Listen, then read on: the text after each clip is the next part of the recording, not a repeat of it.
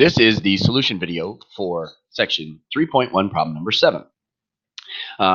We are looking to find dy dx. So y equals arctangent of the square root of x squared minus 1 plus arc cosecant of x.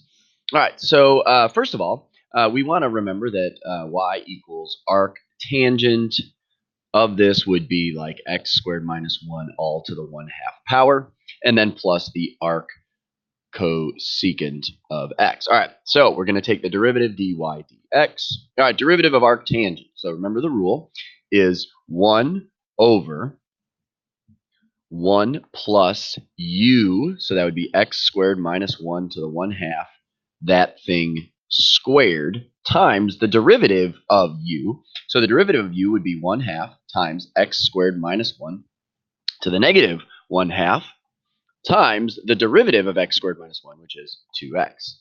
And then plus the derivative of arc cosecant. So derivative of arc cosecant is negative 1 over u, in this case x, times the square root of u squared minus 1. So x squared minus 1. All right, so now this is our derivative, but we need to simplify. So first of all, in the first term, I've got 1/2 and 2, so those ones are easy. Okay.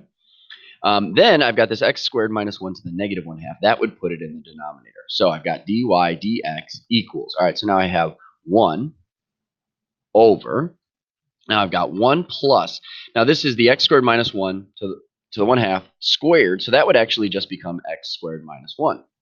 And then I have that thing times this thing, x squared minus 1 to the negative 1/2. But we brought that down. So that would end up being a square root of x squared minus 1. And then I have the x in the numerator. All right. So then minus 1 over the x times the square root of x squared minus 1. All right, so now let's simplify further. 1 plus x squared minus 1. Actually, the 1 subtract out, so I'm just left with the x squared there.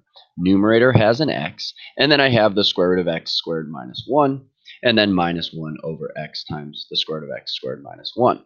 All right, so now the first term here, I've got an x over an x squared, so those actually can reduce. So I'm left with dy dx equals 1 over x times the square root of x squared minus 1 minus 1 over x times the square root of x squared minus 1.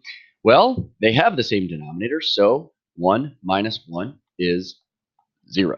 So the answer is 0.